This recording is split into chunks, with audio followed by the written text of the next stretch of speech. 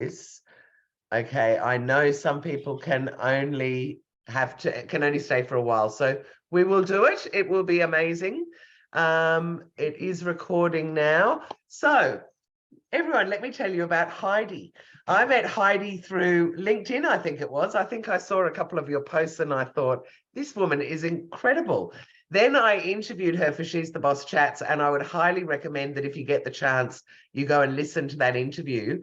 Heidi has been living in China since you were 20, I think. Was that when 18 or 20 that you went there? No, since I was 5 years old. Yeah, since 5. No, I've been in China for 27 years, so we won't say when I got here. But has been hosting a TV show, a daily TV show, a lifestyle show for the last 20 years with about 6 million viewers a day.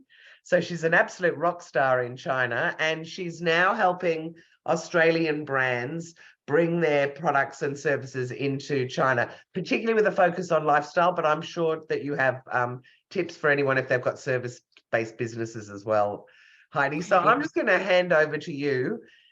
We are your captured audience. We're delighted to have you here. Thank you so much.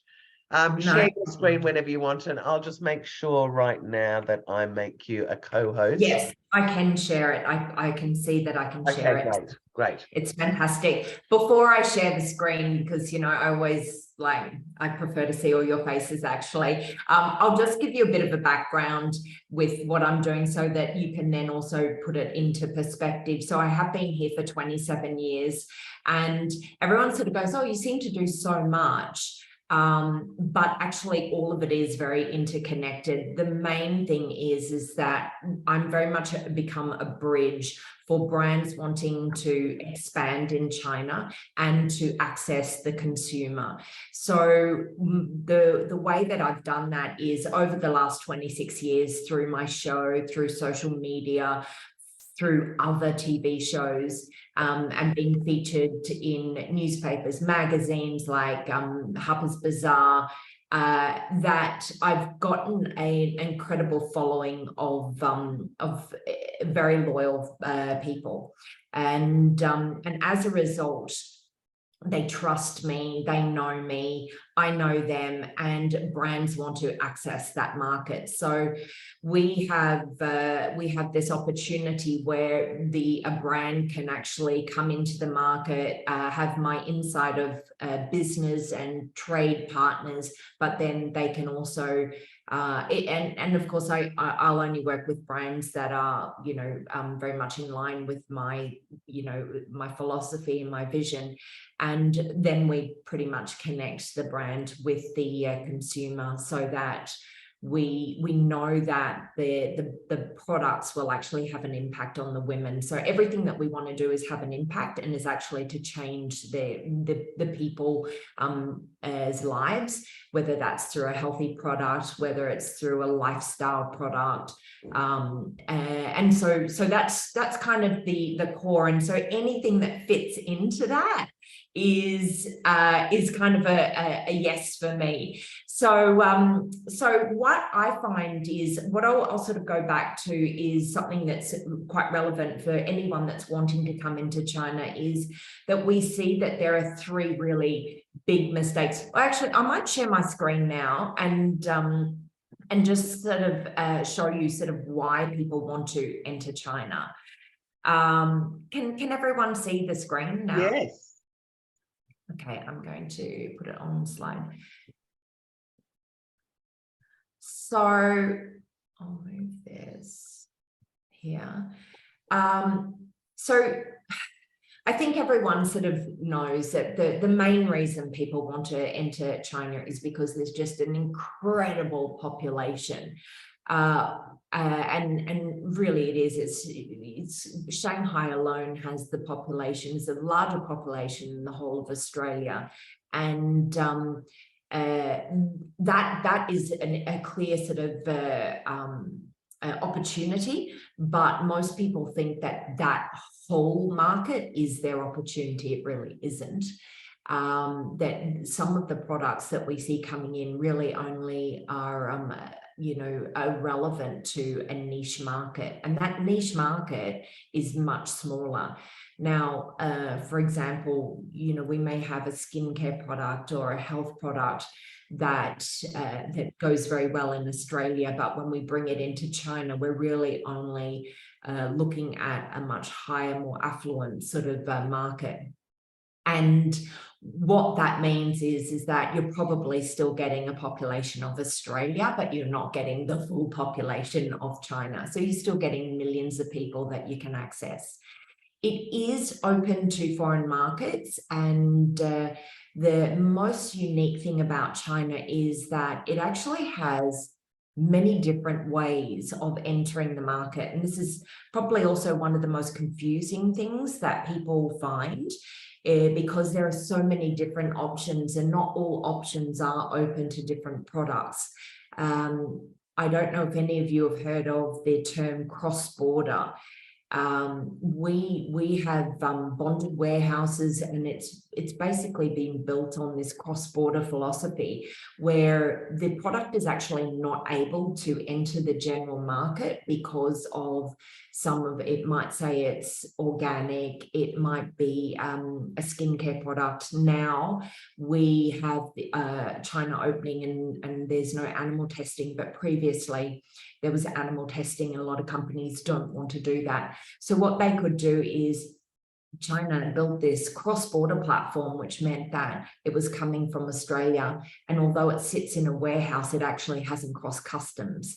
So it meant that it's sitting in a warehouse. When someone buys it, it's like Australia Post sending it, but instead of it taking 2-3 weeks, it actually takes 24 hours to arrive because it's on the other side of customs. And it's such a unique method of bringing products in. That's really where the online sales and that in China sort of just boomed over the last 10-12 years. So the other thing is that China is pretty central to a lot of countries. It's kind of halfway. And so it just means that there's a lot of, because of the market being so big, a lot of people wanting to tap into it. They're either going to India, or they're going to Australia, or from Australia over to Europe. It's really a halfway mark, and it's very interesting. The IP control is incredibly regulated, unlike what a lot of people think is that, and that it's not regulated, that a lot of products are not regulated. Actually, anything coming into the country is so highly regulated. Because of all of these things, what we see is that China becomes a really difficult place to do business because there are so many options and people don't know which option to take. And that is, we see 3 different problems with a company that is wanting to enter the country, is that they have no clear strategy. And what happens with that is that, I often get people saying to me, oh, should we use cross-border? Should we do general trade? Should we be selling online, offline? And for me, that's just not a strategy. They're platforms and their ways of doing business, but they don't actually have that strategy. And we see that happening a lot. Actually less so at the moment because of COVID and because of the difficulties of entering the market over the last 2-3 years. We actually see a lot of the companies that are not so committed or that don't have a clear strategy, that they've actually fallen out of the market or they've pulled out of the market. So logistics clearly is something. If people are working in the US, they think, well, it shouldn't be too hard to work in China. Again, another mistake, that it is a completely different market. And we're also then looking at product fit, and the culture is quite different. As an example, actually, I'll share with you something really interesting, and that is we had a jam company from the UK. This is back in the day, that was wanting to enter the China market. And what happened is, we all know that we use jam for putting on bread and making sandwiches and things like that. But what we found was that the Chinese population was actually using jam in hot water. And they would mix it in hot water to make a sort of a sweet hot beverage. So these are sort of really interesting things. And if you're a brand that's incredibly flexible and fluid, you sort of go, oh my goodness, this is an incredible opportunity. We've suddenly just increased our market. If you're a company that sort of says, well, that's not really what we want to see our brand being used as, then you're actually pulling yourself out of a market that is deciding how they want to use you. And that's really one of the things, is that, you know, when you have this knowledge of growth in your own market, you start to really understand what the people in your market want your product as, and they start to design and see, this is how we want to use it. When you come to China, you'll see just some completely different ways that they use it, or the importance of your product may actually be very different to what they want. So for instance, if we talk, you were saying, Jules, that someone was in leggings. You know, one of the big things that women use is leggings. Brenda, nice to meet you, is that are they using leggings for shaping, or are they using the leggings in summer because they don't want to get burnt, or they don't want to get tanned, they want to keep their skin white? And so there, you know, there are some extra sort of different ideas that they're going to have on that legging sort of concept. So this is what we find, is that it's an incredibly interesting market for someone that wants to learn about the market, because inevitably I find that the Chinese market will actually help you develop your product in ways that you never even imagined that you can actually market in you know, your hometown. So, but really the strategy is a big one, and people, just sort of to take you back, and does anyone in this group sort of know anything about China and, you know, the different methods of coming in? Jane, yes? No? No. Okay. No. I would Yes. assume we don't know very much. Okay. I Jane, just did, but yeah.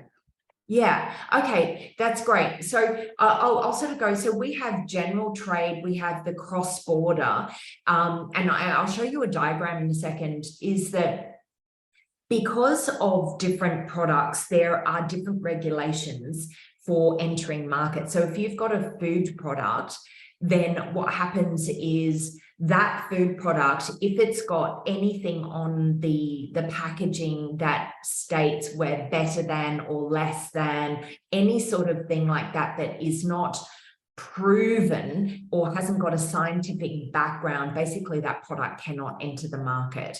If it has organic and the organic has not been China approved, it cannot enter the market. So there are all these different stipulations.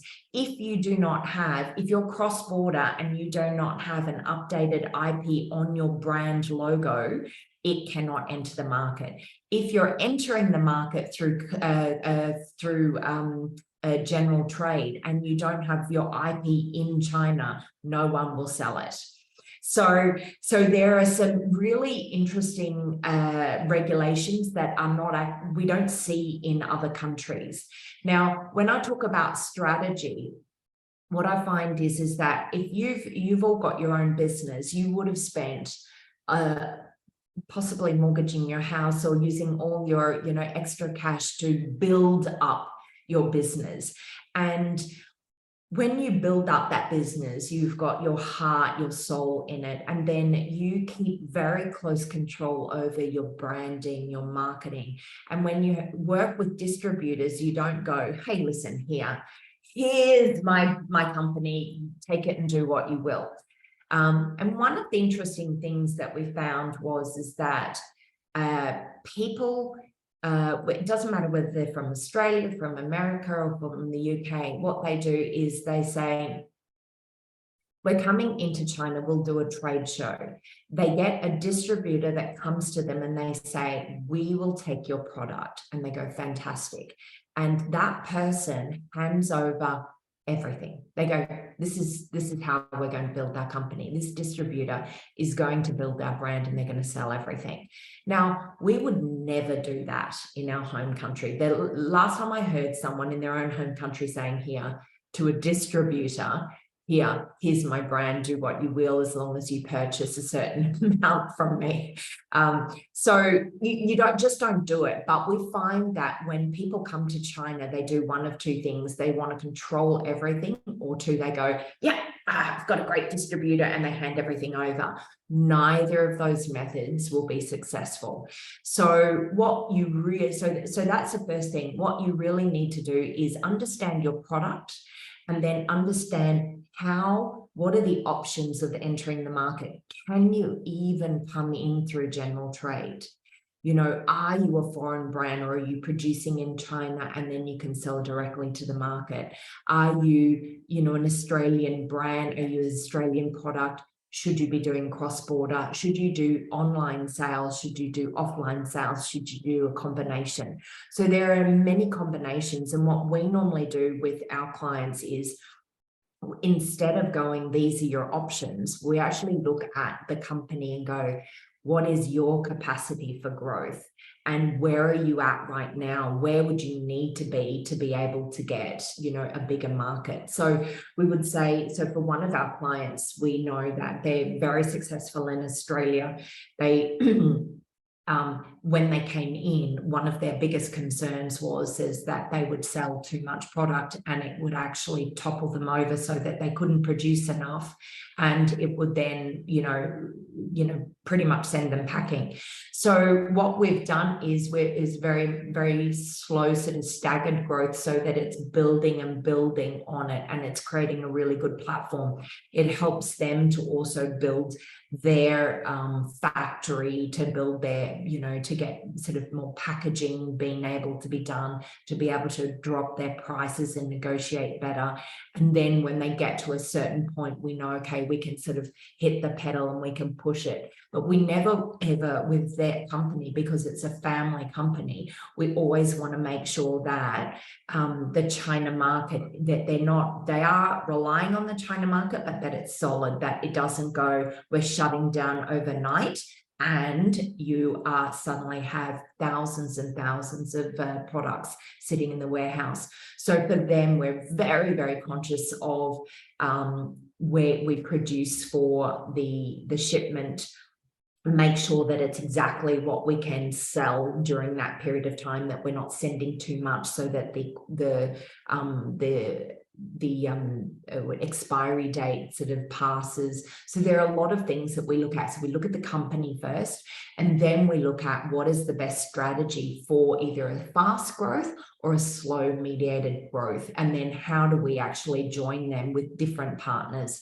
So as an example for this company, we started with an online company, cross-border, and that's direct to consumer. And then we just brought in a very small amount through customs, and we're actually going to the cafes and to the hotels ourselves, and we're creating strategic alliances with these hotels and cafes to say, your ambassador cafes. We've just got an amazing hotel, Sukhothai, that's using these powders and this tea to create a whole Easter collection of breads.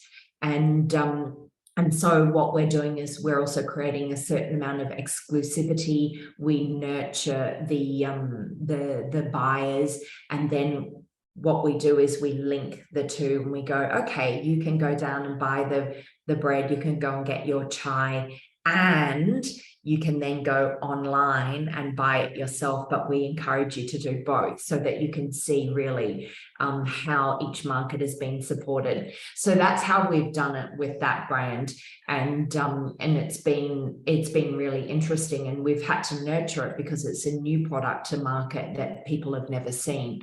But it's really about sort of working with the brand. There's never any one strategy that works for any one company. Even if you've got the same product, very similar products, it depends on who the company is, when do they enter the market, and what their real goals are. So strategy is the first one. And when I hear people say, we're going to set up a Tmall store. So Alibaba has one of the biggest, and you may have heard Tmall store. You may have heard Jingdong. So these are the big cross-border platforms, and people go, so we're thinking of opening up a store. And I go, is that your strategy? And it's like, that's not a strategy. It's like saying, you know, I'm going to open, you know, one shop here, or, you know, you have to have a business strategy for China. And a lot of people just don't do that. As another example, one of my clients that we're working with is very much in lifestyle, and you know, we've been working with them, and we within 8 months we increased their revenue by 46%. And it's just been, they've been in the market for 4 years, and it's just been literally plodding along. Once we started working with them, it's like the growth has been massive. But we're getting to the point where it's like, this has been my strategy to help you get along, fill the potholes because they were already in the market, clean it up, and we've been able to increase by 46. By this year, I think we'll actually have doubled their profit with their revenue. Now, the problem with it is, which I've already talked to them about, is that that's going to hit a ceiling. And the reason it's going to hit a ceiling is because the company does not have a China strategy. And because it's a very big company, you know, I've been talking to the senior management saying, you have to have a China strategy. Like, it's fine for me to clean up and get you to break even, get you to profit, but where are we going from there? You know, my idea is like, you know, we should be comparable to the Australia business. I want to open 20 shops. I want to, you know, so there's so much that can be done, but unless they buy into this concept, then it's very hard to take it from that point. So strategy is really important, and that's the one thing that when I hear people talking about platforms or methods of entry into the market, then I know that they do not have a strategy for China. So you know, a lot of people talk about China, and there are a lot of experts about China. You know, honestly, the amount of China experts, I'm astounded.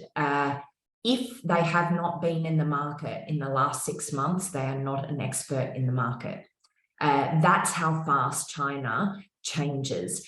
I went away during COVID. I got stuck back in Australia. I will say it was a lovely experience. But having had 6 months in Australia, things were changing so rapidly that when I came back, it was like, oh my God, it's almost like a new city for me, the way things were happening and what was happening. You know, we're so incredibly digitalized here that you have no idea in Australia how high tech a grandmother of 70-something years old is. Like, they carry no cash around with them. Everything we do through our phone, we connect, we communicate, we pay, we do bills, we get onto, like, everything is from our phone. And when I say from my phone, it's not like a credit card swipe.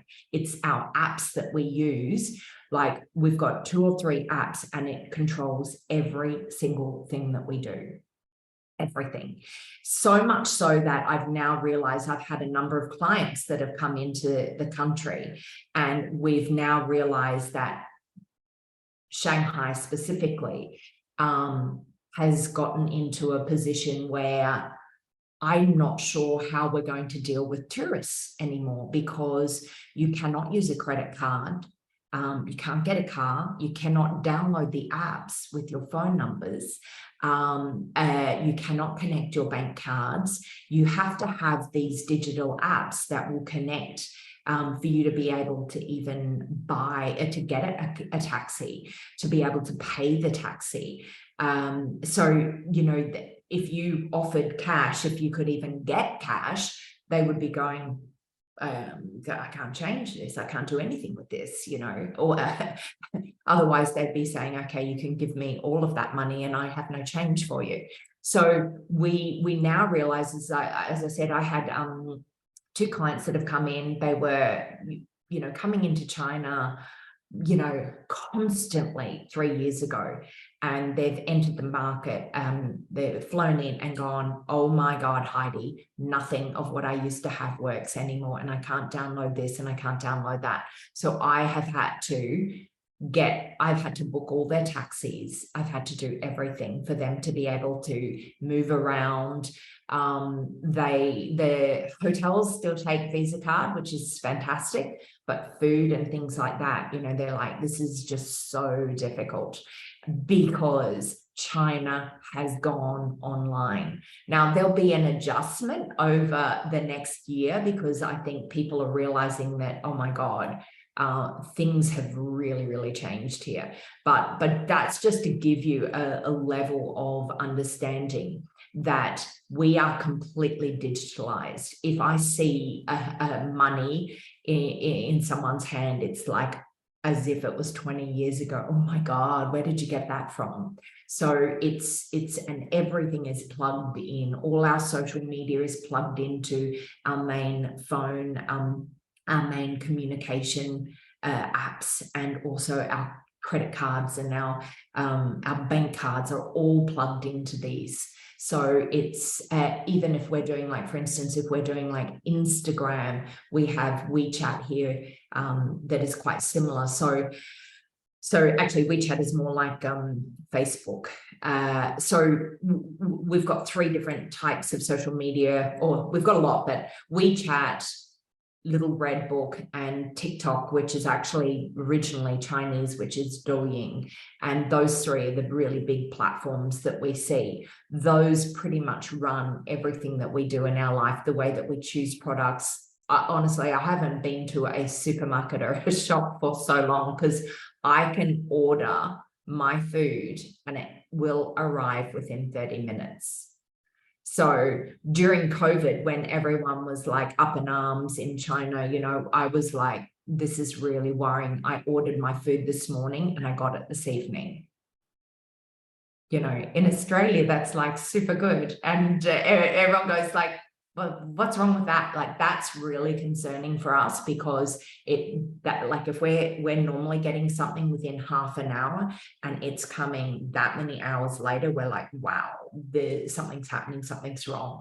So, you know, that's how advanced they are. You know, we talk about going into a shop, even if you do a supermarket, you buy something, you can't even find a place to pay the money. You have to, like, you know, call someone and they go, you know, try and find them and pay. And I resisted for as long as I could. But after a while, it was like, you know, we've just got to move to online stuff. So can I just ask, that's just so interesting. And so what we've got here is Uber Eats that'll do your groceries and deliver within half an hour or so. But what I'm really interested in, and you know, I don't know whether I'm jumping in, but I'm just going to ask anyway, is retail. How has that affected retail in terms of if you're doing all your purchasing online? Yeah. One of the things that I've wondered here is why people are not setting up stores where you go and touch and feel products, and then if you like it, you go and buy it online. Is that what's happening in China now? So you don't actually have a store where you go in and buy something at the shop. You go in to see what it's like to try it on or whatever, and then go and buy it online. Is that kind of the way it works? For some, it depends. So there are still shops, and the government is really encouraging people to go to shops, and it depends on what sort of product it is. For large items like cars and furniture, we still see people going online and researching it, and then they go to the shop and then they look, touch, feel. For makeup items, so the thing with online shopping here, whether it's cross-border or not cross-border, and I'm laughing because my team here is constantly sending things back for me because I just go buy. And I sort of don't even look at measurements or clothing for things like that. Like, pretty much that's about right. And then of course I'm like sending at least 60% of it back. It does not cost me. It does not cost me a thing to send it back. Right. It's not, and 7 days doesn't matter. You don't have to tell them why, whatever. You can say, I'm sending it back within 7 days, and it's sent back. They pick it up, a courier will arrive. So I've got 2 things sitting on the counter, which I was looking at, where I've got courier that is going to be arriving this morning to come pick it up and change it. One of them is that I'm just changing to a smaller size. So, but you know, it's the customer service is instant, and they set up the courier to come and pick it up, and then they take it, and then it comes, you know, like that's all part of it. Okay. So it's 100% guaranteed by the platforms that you're working on that they have to do that. If you're going to play on those platforms, that's it. So that's really interesting. Now, what we are seeing, and there's a number of companies we're working with in special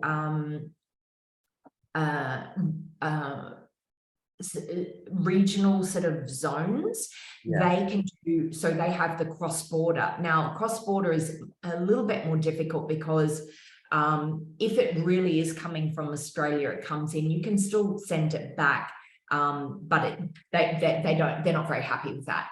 Majority of people that sell in China, even if it's cross-border, they bring it into the bonded warehouse, which is, as I said, it's in China, but it hasn't gone through customs. So there are these warehouses that then pick and pack, and they will send to individual buyers. So, you may know, like Alibaba for Tmall has a special, their warehousing system is called Cainiao.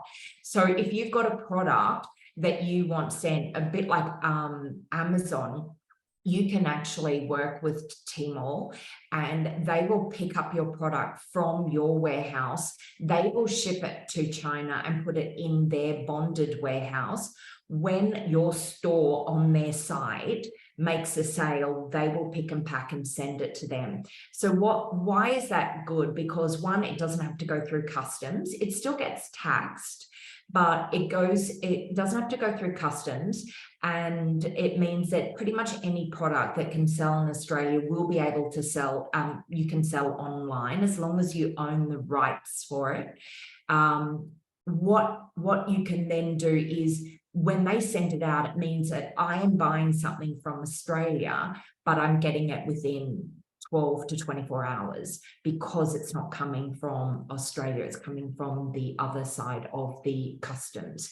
So what's happening now is we have a few that there's only 5 companies that I know of that are able to do, as you're saying, Jules, is this touch and feel. So it's kind of like duty free, where you can touch, you can go there, touch, feel it, try it, and then you scan a QR code, and then it gets sent to your home within 24 hours. So it's going to be big, and it really, one of the big things with cross-border is it really relies on travel. So for you to do a cross-border product, we saw it sort of really decreasing a lot over the last 2 to 3 years because people weren't traveling. When people travel, they see products abroad and they go, oh my God, I want that. I love that. I want to continue to buy it. And so it's when they want to continue to buy it, they go, how do I get that? So there's always, even if you've got a brand, you may not even know it's already been sold by someone in China. So this is where we had this idea of Daigo, and I don't know if any of you remember the milk powder formula for babies where they were being ripped off the shelves. Okay, so what that was, that's part of the cross-border platform, and it's called the people that do that is called a Daigo. So they are actually located in Australia. And what was happening is, originally they would have got, say, a friend say, oh, can you help me buy this, and then send it to me. So they go, yes, they can. And then they get the payment from it. And then they realize that their friend wanted it, and their friend's friend wanted it, and then they want to keep getting it. So they were like, this is a business model, right? And so that's how the Daigo started. They started buying and shipping to friends and friends of friends. Then it became much more regulated, and they set up shops. And then they would go, and that was when, you know, we had the milk powder scare in China. And so everyone wanted milk powder for babies that was from, you know, Australia. And of course, Bellamy's is a really great example, because Bellamy's was very interesting. Mr. Bellamy was the only person that was doing organic powder in the world. And he bought up all of the organic milk powder. And that was why he did such a good, he was ahead of the curve. He bought it all up, and then he pretty much built that business and was selling into China. He eventually sold it, and then other people were going, oh, you know, we need to create more organic powders. And then they started, you know, doing it for other brands as well. But that was why and how Bellamy's was incredibly successful and created a fantastic brand, because they had a monopoly of that product in the world, and they were very successful in their home market of branding. So what happened was, they were so successful in Australia, everyone was talking about it. Then the Chinese went, this is doing really well with the Australian market, so we'll buy it and we'll send to China. So that's the same you'll see with Chemist Warehouse. So what people, the Daigou were doing is they were going into the shops, buying it. If it was on sale, they'd buy it and they'd, you know, bump up the price. If it wasn't on sale, they would still bump up the price to cover their profit and taxes. So generally, a Daigou market, we say, is about 150% of the price. If something's for 100, then they're selling it for 150. They cover the costs. So then the Daigou market go, you know what, I'm your biggest distributor. Why am I buying from Coles when I can buy wholesale? So that's when we started seeing the Daigou market doing relationships and partnerships with the brands themselves. So that Daigou, instead of going to Coles and taking it completely off the shelf, they went, hey, Bellamy's, instead of me doing that, you can guarantee Coles is going to have their product. No one's going to get annoyed at it, but you sell to me, you know, a container every month, and I will take it, put it into my carport. And then when I sell it, I send it. And that meant that they had a much bigger margin. So that's when the Daigou started getting really clever about working with the brands. And then it was also when the Daigou then had no restrictions and they could sell at whatever price. So they were undercutting people in the market. And that was when it became super messy. Since then, both Alibaba and Jingdong, Tencent, they've all said, we need to make sure that whatever your flagship store has, that is the actual price, that you can't go too far below that, so that they're trying to regulate the market so people are not dumping product into the market. So, Jules, that was a really long-winded way of saying to you, yes, people do like to touch and feel, but we can touch and feel and send it back if we don't like it. And secondly, there are companies that are doing it. And then thirdly, the main way that people have grown their brands is through Chinese people traveling to the home country. They see it, they feel it, they use it in Australia, and then they go, I want to continue buying it, and then they go online to buy. So they're the three ways where cross-border sort of comes into that.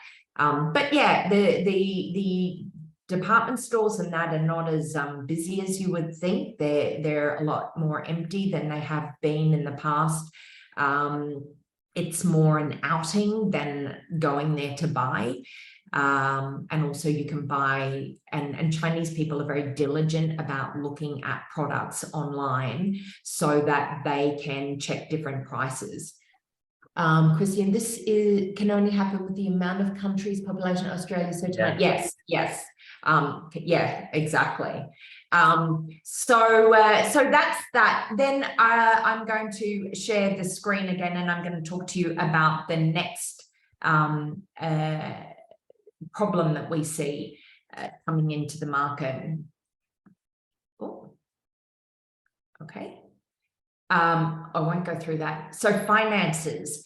This is a big one because people believe that because there's such a big market that they should be making money very quickly.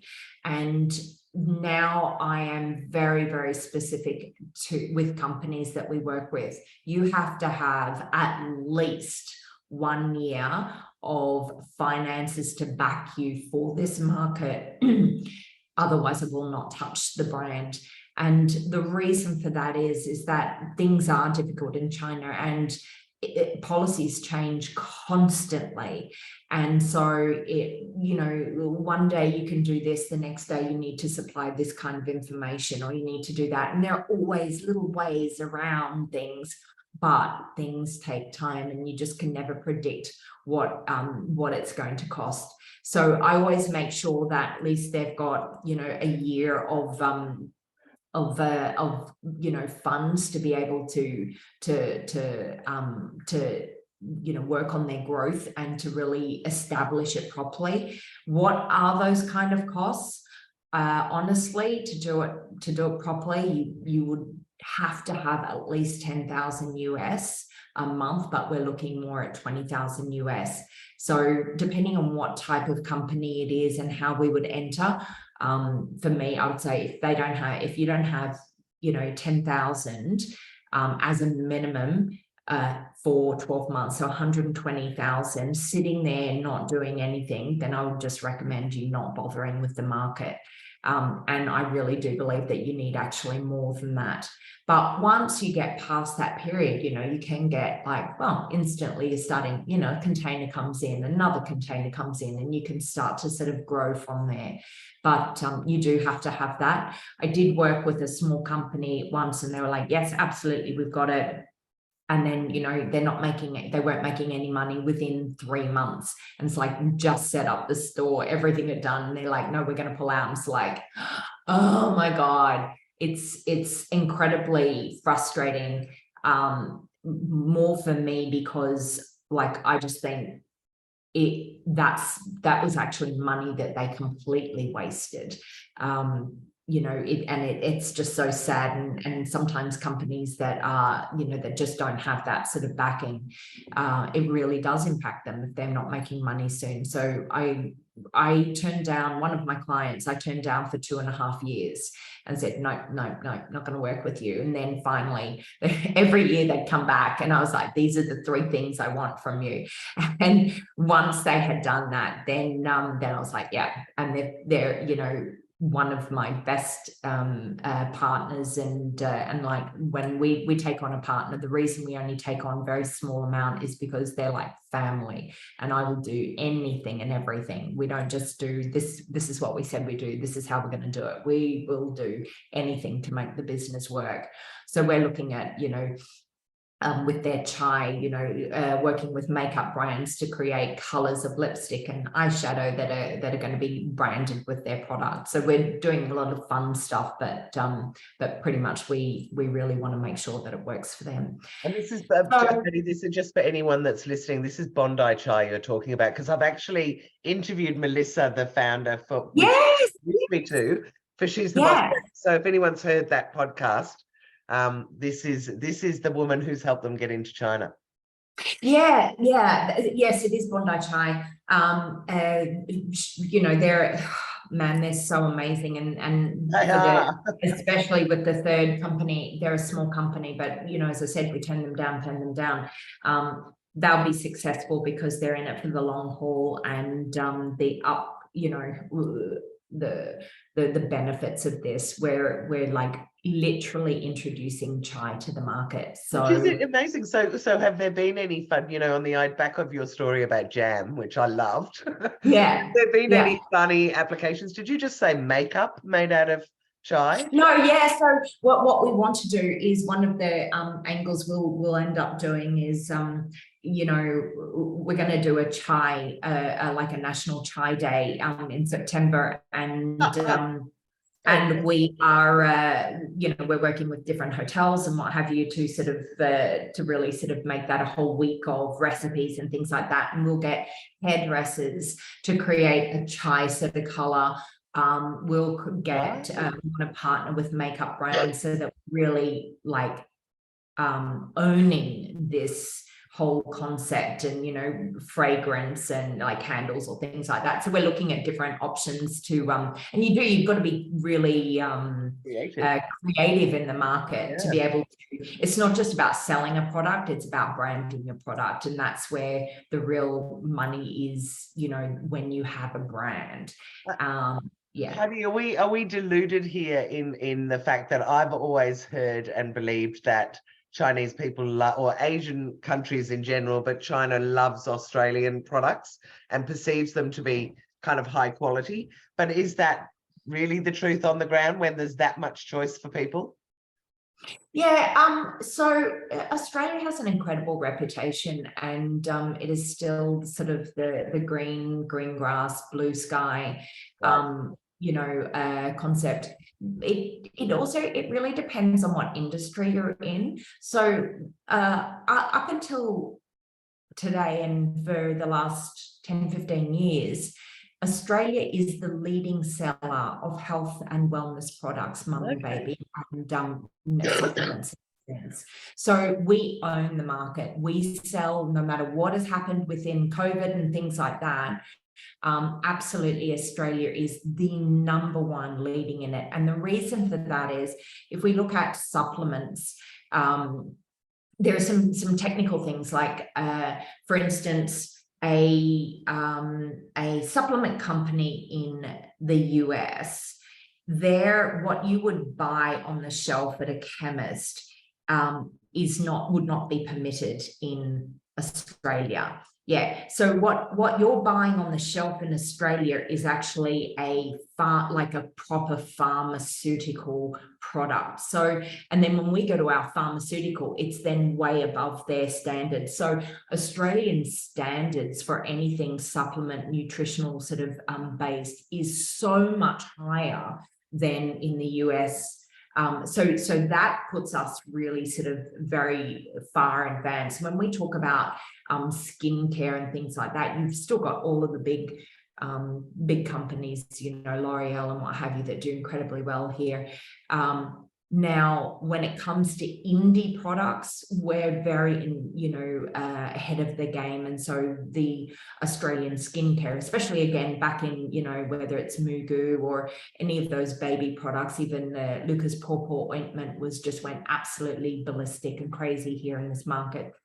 And it's really because they're trusted products, the milk powders and things like that, that Australians see that.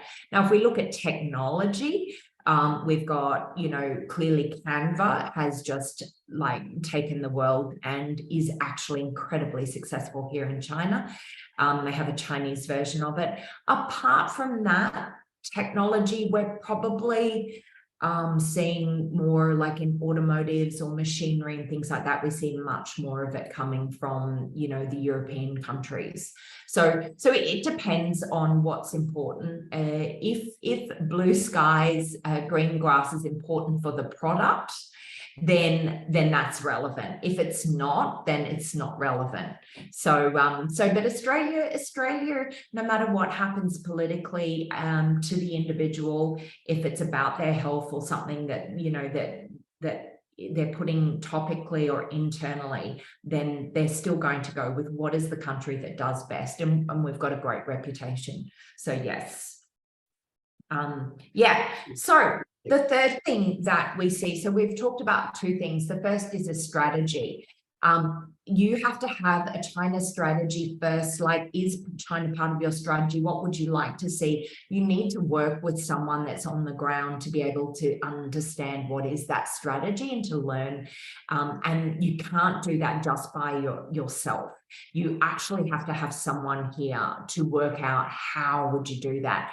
By you going to someone and saying, I want a distributor, and that, you'll always find someone that says yes. And I can guarantee what will happen is you'll get a distributor, they'll buy a container of your product, and you'll never hear or see from them again. The amount of times that I speak, like when we talk about conversion, for me, so often when I'm talking to companies at trade shows or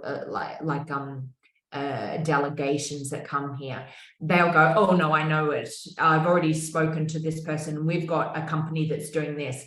I know that within 18 months they're going to come back to me and they're going to say, Heidi, it didn't work. So I know that once I've spoken to someone, that conversion is always going to be at least 18 months, and they're going to go, it just didn't work. And I'm like, yeah, okay.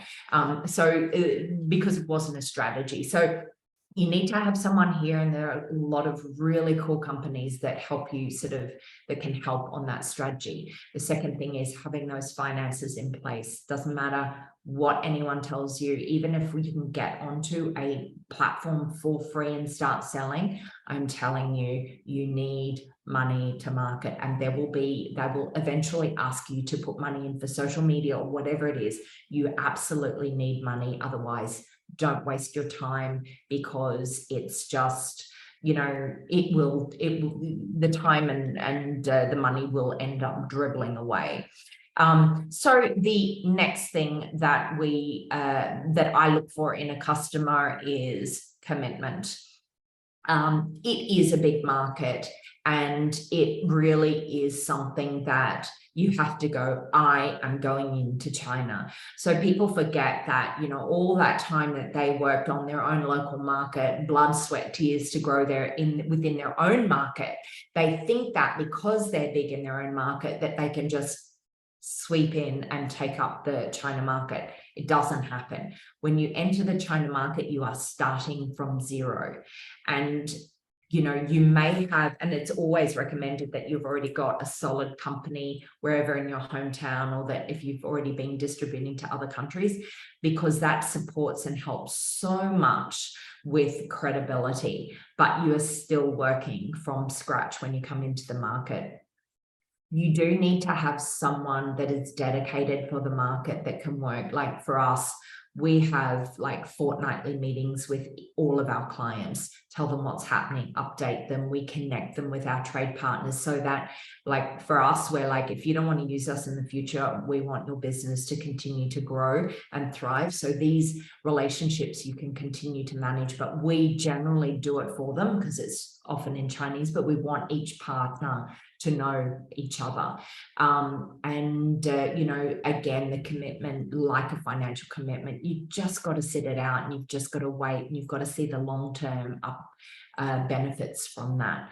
A lot of people just don't look at that. And then registered trademarks, that, like for me, when people start to register their trademarks, we know that they're much more committed to the market, because if you haven't done that, then you're just not going to get any real traction with the market. So they're the three things that I always recommend, is when you've got that sort of within your own business, you go, yes, I'm committed to making a strategy. I've got some financial backing. And then I actually have a dedicated person within my team that is going to be on it, over it all the time. Now, one thing that we do see is companies will often say to me, I've got a Chinese person on my team.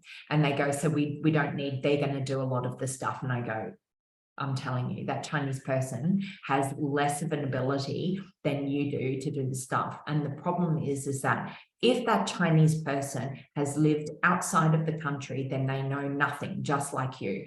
All they have is language. That is the only thing. And that's why we're here, is to help that barrier.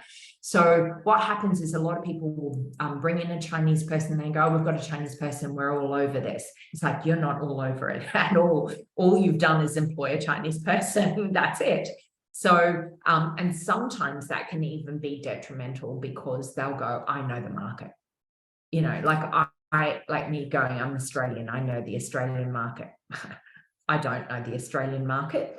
I'm launching my own brand within Australia, and I have made sure that I've got the best partners in the industry that absolutely know everything, because they can use my profile. But understanding the Australian market and the Australian consumer is a completely different thing. So it's the same with a Chinese person. You may be able to understand culturally, get things when you hear it, but it doesn't mean you're capable of creating strategies or even linking. So when I'm in Australia, a lot of my apps for the Chinese apps don't work properly.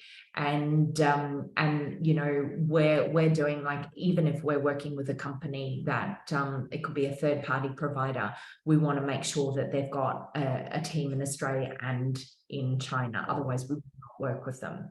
So Yeah, so there are some really interesting, these are the, what is your product? My product is a skincare product. I'm not going to say what the brand is because we're relaunching and reformulating, but it's skincare. So great. yeah, it is. Yes. So, but yeah, we'll eventually bring it into China. And for that, you know, once we've got that, that's easy for me to do after that. But yeah. Yeah. Jane, So, just to give you a little bit of background, Jane has just sold an underarm deodorant that she invented called breast care deodorant that had no zinc, that she created when she went through a breast cancer scare. And then British Vogue did about 6 stories on it in a year. It was winning awards everywhere. amazing. And then Jane created 100% natural perfumes. Oh, And has wow. just sold the whole lot though, but I can see her mind going tick, tick, tick now. So you probably have a whole lot of ideas. Yeah. So they're really interesting. So interesting, and I'll talk about that, Jane, because as soon as you've already sold the products, I'll talk like deodorant. Chinese people don't use deodorant, which is, Right. you know, yeah, that. you know that, yeah, exactly. So like you think it's a market, but actually they just don't use it. So there's a massive sell. I think the perfume thing was really interesting because they love perfumes and they love the bottles and, you know, all about that. I have not seen any natural perfumes really because I'm a big in aromatherapy and they're the sort of things that I love. Like I will never use a synthetic perfume. I just think it's so bad for your body, and that's something that I haven't actually seen very much of in the market. Although doTERRA is in the market, but they don't really talk about it from that perspective. So yeah, just to sort of make that sort of relevant. Form fitting. I don't know if she's still on, Brenda. I think it might have been. No, she's had to go, but she's going to watch the video. So pretend she's here. Cool. So yeah, form fitting is a really interesting one. There's a lot of product, and the big thing with something like that is that China is all over it, right. And all of the factories that produce that are pretty much in China. So a lot of it gets sort of seeped into the market. So there's an equivalent to pretty much Skims or all of the stuff, you know, any form for fitting, you can find stuff. Now, if you've got a really strong brand, like something like Skims or... no, but Brenda's point of difference is the size range, firstly, but she also designs her own fabrics. So they're very, okay. That's her point of difference. Is so that was what I was going to say, is you really need a point of difference. Size range is probably not a big thing here because everyone's tiny. We've already got like 3 sizes anyway. But yeah, so, and it also is how it sits, how it holds, what it does. You know, you have to be so strong on it. Could be technology, it could be, you know, there are so many things that you can bring into it, but you need to know what is that clear. With something like that, you'd be looking at IP. What is the IP that you've got? And hers is really funky. So she has and she's designing it all herself, but she might have cockatoos that kind of look a bit punk, or crocodiles, or koala bears that are, you know, koala skulls. I don't know, but they're very cool. So it's quite edgy. Yeah, right. So that's where then you're looking more in the fashion side of things that can do that other products can't do that. So that's what you've got to do, is you've really got to look at what's that key point of difference. Being Australian and being clean green is no longer a special thing. It's just it's an expected thing more than anything. So yeah, so I mean, they're the 3 things, and I'm very happy to sort of open it up to if anyone's got any questions. The China market, as I said, can be quite complex, and Jane, I see you nodding through half the things that I'm saying here, so you clearly have had experience in it. But is there anyone that has any questions that maybe would sort of want to know and understand a little bit more about the market? Laura has got a question, and it's kind of a little bit like mine, which is about service-based businesses, but she's asking about technology services because she has patents on these incredible apps. One of them is, well, in fact, Laura, why don't you tell her what your apps are? Yeah. So yeah, thank you, Heidi. Many interesting points and to consider. My business is on fintech, financial technology. We build application for investors, retail investors, and investment professionals. One of our applications is focused on portfolio analysis and portfolio optimization, so investors can get better returns at lower risks. And to be honest, I tried last year to look at the Chinese market with the help of a friend who is Chinese, but like you said, doesn't mean that Chinese means he has an experience, but I asked him to have a look and see what we can do just to maybe promote a bit our application in China.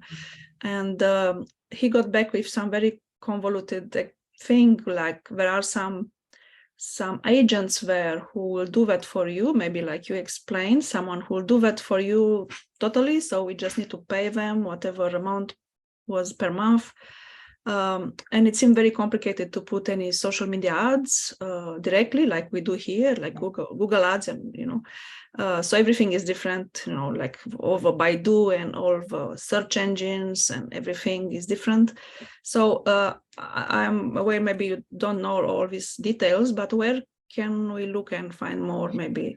Are you a direct to consumer or are you both B2C and B2B? We also talk to financial advisors here in Australia. We have users.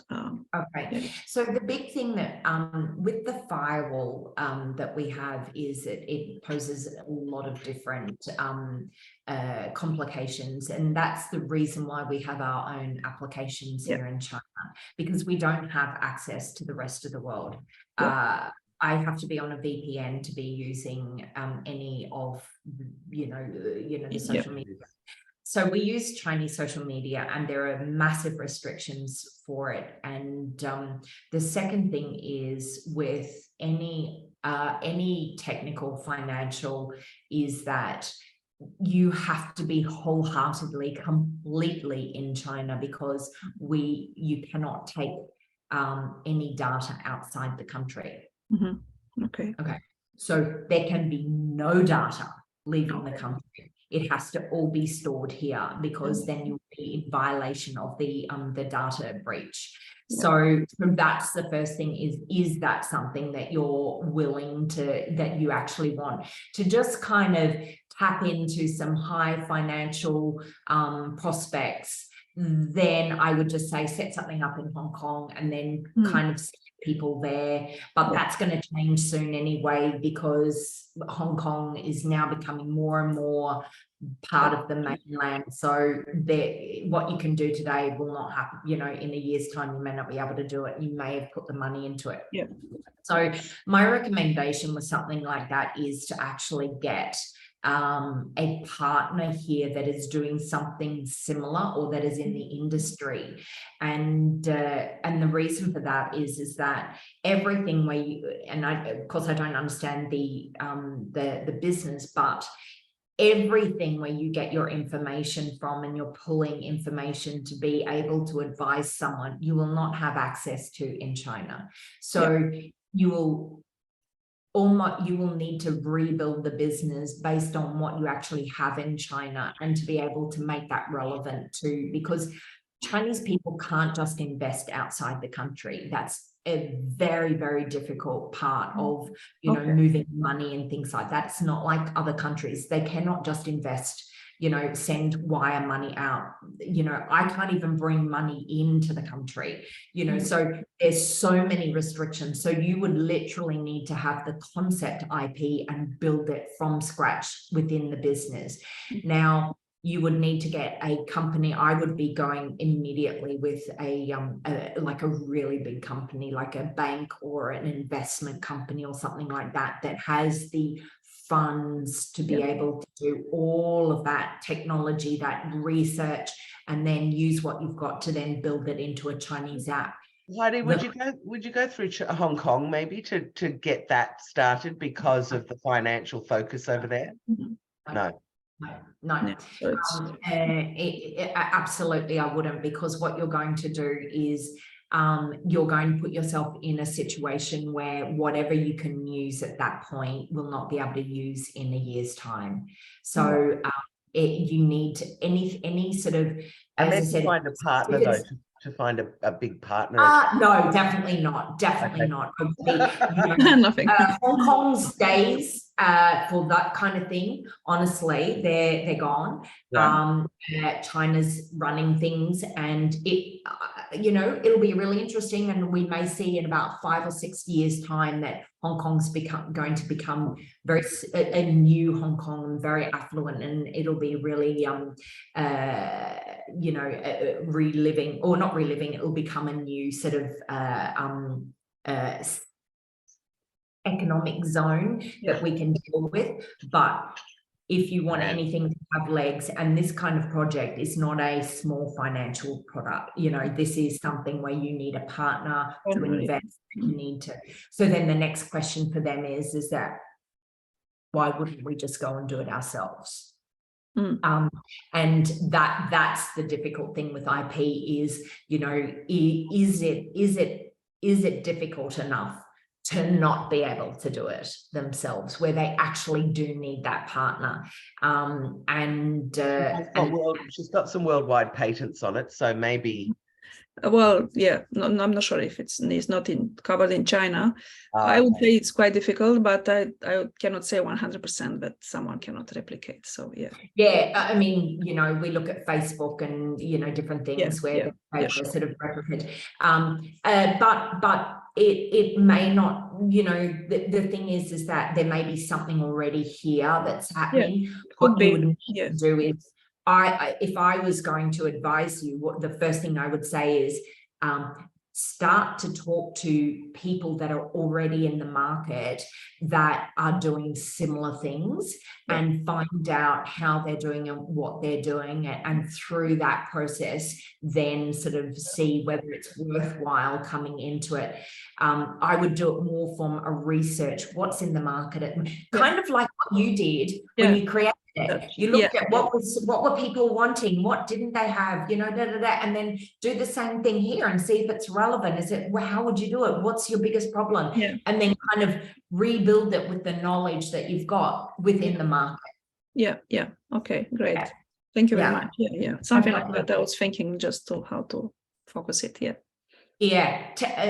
Software technology is probably the one thing that you really want to definitely have all the rights to it, but more so you really want to come in with a very, very, very good partner and know the market very well. So that's, for me, that would be like, you'd want to do 1 to 2 years of research and talking, and constantly coming out to China, talking to different people, and getting a partner here, if that's what you, and then beginning and getting investment. I would. Thank you very much. I'm thinking about, so I'll see if it's. Thank you. It sounds like there's quite a few obstacles to overcome. Well, but that's China. Full stop. China has got that's what makes the opportunity. Honestly, don't ever my days are not easy. My days are not easy. And there is I'm launching our new brand, Rise, the wellness course, and we're working with platforms that we've worked with over and over again. And then constantly we'll get a message from Tencent saying, hey, we can't do this, we need an approval for this. And then it stops all our ads. And then, there's just constantly something that's happening but that's China. And if you don't like that, then that's why it makes it hard to succeed when you do succeed. I was talking to a company that's Australian brand who's in inner beauty products. He was doing okay. He's Chinese, but he's lived in Australia for many, many years. Came back to China with his wife and said, we're going to really commit. He's making 41 million renminbi. That's so that's like 10 million Australian dollars a month. Month. And he's built that in the last 2 years. So Amazing. you know, and I said, how big's your team? And he's got 30 people in his team. You know, it can be done. And he's completely on TikTok, on Douyin, on the Chinese Douyin. And I said, but no one converts. And he goes, I know, no one converts. I'm on the top 1% that's converting. And he even showed me his back end. 49% are repeat buys. So it's working, and it's like, how many people can say 49%? So he's got an incredible brand that's being built and built and built, and everything's made in Australia. He ships it in. He's just done an incredible job, and super proud of him. But yeah, you can do it. You can do it. And he's going to court. He was this morning going to court. And I said, why? And he said, this stupid guy is like, he bought $150 worth of product, and then said, it's made my stomach sore. And he said, give me 10 times the amount of what I paid, and then I'll leave you alone. He's like, go to court, not go to court. And he goes, okay, just give him, $1,500, gave it to him. And then in the afternoon, he bought $5,000 worth of product, $1,000 worth of product. Oh my God. Said, now you need to pay me 10,000 of that. And then he went, you can take me to court, because it costs $12 to take someone to court here. Anyone can do it. So he's going to court. And so I said, how do you feel about that? Are you a bit nervous? He goes, yes, but I'm really excited to go through this process and learn it. So this is, and as he said, this is China, Heidi. This is part of doing business. We've got to work with it. These people pop up all the time. But judges have a very good business. Yeah, but that's the thing. You've got to have really, you've got to be so resilient in the market, and that's probably what I've learned the most is resilience. Is like, Wow. Let's just keep moving forward. And that's where you get, like, my business is expanded tenfold over the last 2 years, so it's the same thing. And they all go, our event that we've got is a health and wellness event, which is all about helping women transform their lives to be happier, healthier, more financially stable. And for this event, our launch event, we've got over 500 people in the room. We've got some of the most amazing sponsors like Thursday Plantation, Thompson's, Blackmore's, King Living, just amazing. And we've got over 100 media, including TV, that are covering. We've got Miss Universe from China. We've got, Nike ambassadors speaking. We've got some incredible people, and the coverage that we will get will be well and truly above sort of like over 10-20 million that we'll actually end up sort of reaching. So they all it's like, that's a pretty aggressive plan. It's like, what's the point in doing something in China, if you're not going to be all big, all in and sort of commit to it. So is that your event, Heidi? Yes. Yeah. I decided to unmute myself, seeing I was the only one sitting there muted. Yes. Yes.